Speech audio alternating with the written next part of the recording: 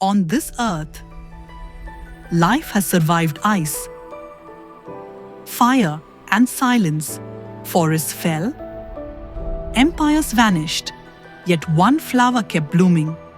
Never roared, but it was wanted by kings, empires. The orchid crossed oceans, renamed, reclaimed, and in surviving, it lost what mattered most: its meaning, its memory. This is the story of a flower once sacred, now forgotten.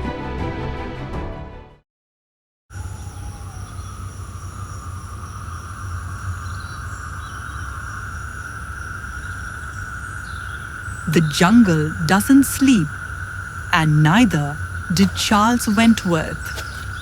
By 1856, he'd spent 41 nights in the mosquito-thick forests of Assam, searching for a ghost, not of a person, but of a flower.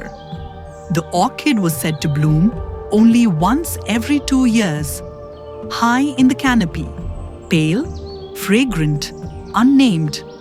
They climbed, slowly, quietly, as mist rose like smoke around their boots. Then the sound came. Not the wind, not the rain, a low growl. Too close. They didn't shoot, they ran. Through thorns, over roots, with the bloom held tight like treasure. Their lantern fell. Darkness swallowed their path, but they didn't stop.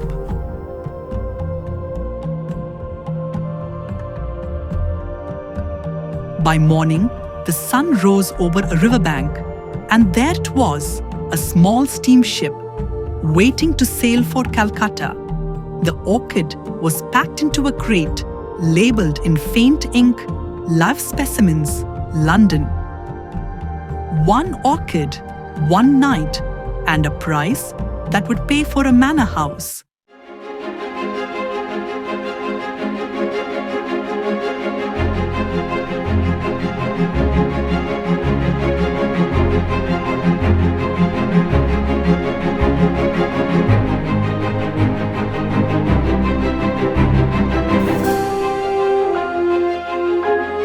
Some flowers bloom for beauty, others for power, for memory, for myth.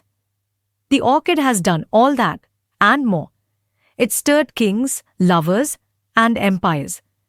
Stay till the end. There's more than just a flower waiting. And if this story moves you, like, subscribe, and journey deeper with us. Because in this tale, obsession is only the beginning.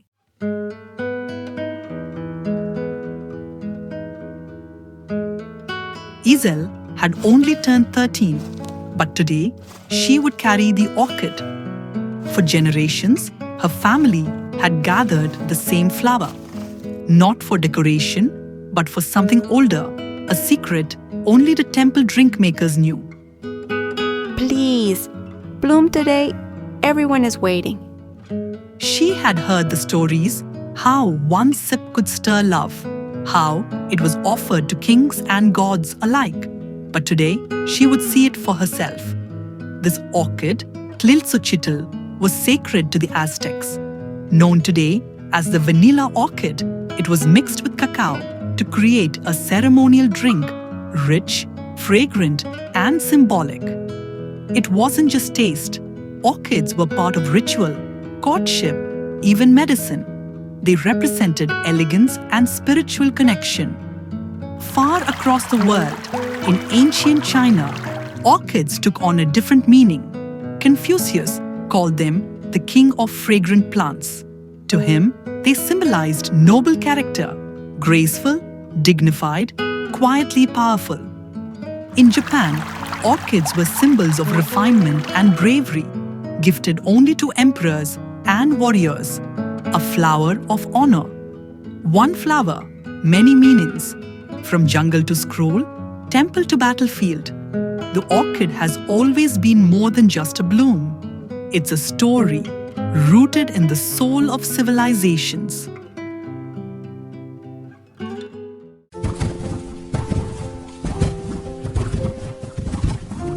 From sacred bloom to colonial prize, the orchid's meaning began to change.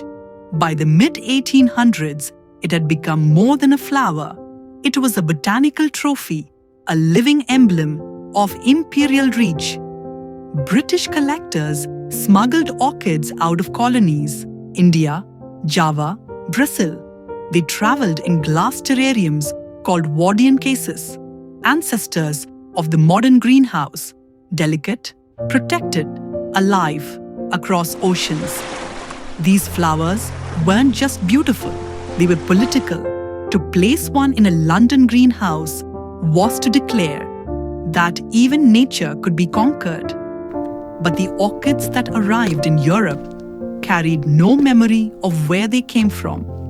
Their names were rewritten, not after the tribes, not the temple gardeners, nor the native botanists who had known them for centuries, but after the men who took them. Orchids from Brazil were named for English queens. Indian species bore the names of colonial governors. Chinese orchids became Ludisia discolor, Vanda coerulea. The deeper wound wasn't just theft, it was erasure.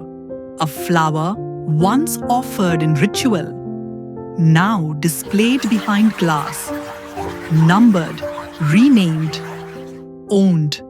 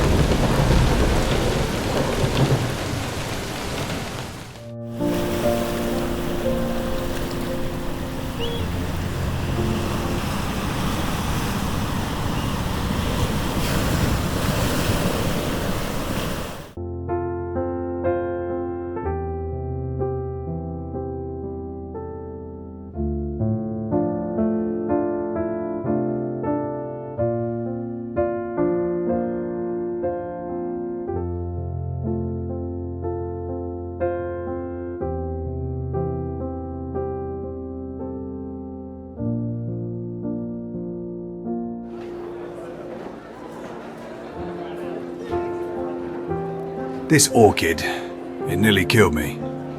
Fever, floods. I built a raft from bark and hope. You exaggerate. It's a flower, Hale, not a throne. Then tell me, Lennox, have you ever heard a flower hum before dawn? This one did, in the rain, under starlight. They call it ramotzi in Madagascar. It cures fever, if you don't die finding it first. Romantic? Fool! You should have sold your story, not the plant. Lot 32, Angræcum sesquipedale, a true rarity. Opening bid, £100. 300. 500. 800. Impressed. That's more than a home in Kensington. Your ghost flower has a price, after all. £1,000. Sold. Do you know what it is? Where it came from? I know its name, and that I own it now. I never gave it a name. Then someone else will. Some things are never truly found, only taken.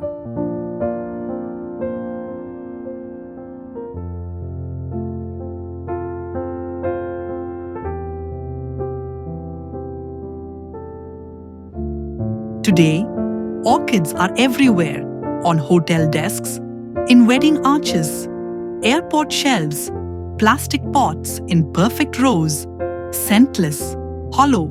They're grown in commercial farms, bred to survive shipping. But the wildness is gone, and the meaning forgotten. In ancient times, orchids were stirred into cacao, hung in temples, given to kings. In Victorian times, hunted with blood and secrecy, and now wrapped in cellophane, sold for less than a coffee, discarded in days. We still have the flower, but we've forgotten the feeling.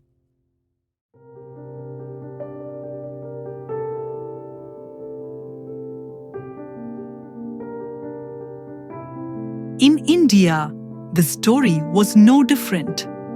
Orchids bloomed for centuries in silence. In the hills of Sikkim, the veiled valleys of Assam, the shaded ridges of the eastern Himalayas. They weren't rare. They were revered, known by monks, gardeners, forest dwellers, not for their price, but for their healing. And for what they meant. Colonialism doesn't always arrive with violence.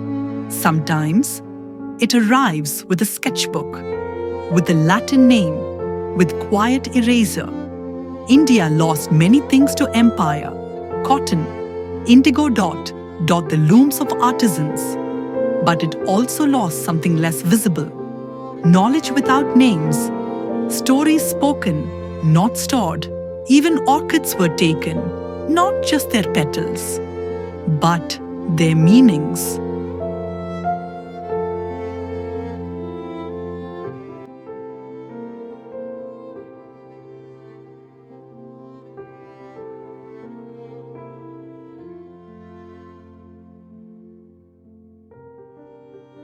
Remarkable. I've never seen this species before. Translucent petals.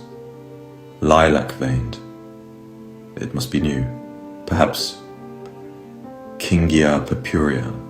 We call it Rumyang Katong. You know this orchid? It grows near the waterstones. In our village, we crush the root. It cools the lungs, eases cough. But how long have you used it? Long before the roads came. I thought I had discovered something. Sometimes, things are found only when others forget. The mist thickens, the orchid sways in the breeze, the sketchbook closes. The orchid is packed, labeled, shipped, displayed in Kew Gardens, renamed. Its Lepcha name lost, its memory of healing erased. The people who once gathered it unnamed. The journal recorded its petal width, but not the hand that held it first. Even today, in those hills, the growers of Darjeeling and Assam remain unseen. Their knowledge has no patent, their stories no publication. Meanwhile, orchids are sold across India, plastic wrapped, luxury branded. We celebrate their color, but ignore their context. We place them in vases, but forget who first placed them in care. In the wild, the rarest orchids still bloom, without names, without price tags, without needing to be found.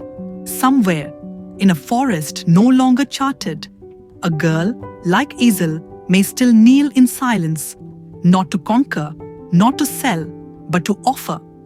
The orchid doesn't speak, but it remembers. It remembers hands that gathered it gently, voices that called it sacred, gardens that never needed fences.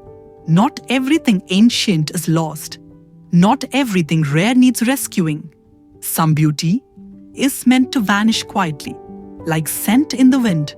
But here's what stays: a flower that crossed continents, worshipped, stolen, renamed, displayed.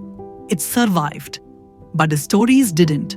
So the question isn't whether orchids still bloom, it's whether we still remember why they mattered. Some flowers survive, some stories don't. But when we choose to remember, even a forgotten bloom whispers again. At Bloom Roots, we gather these whispers, one story, one petal, one breath of history at a time. If you wish to walk with us, subscribe. The journey has only just begun.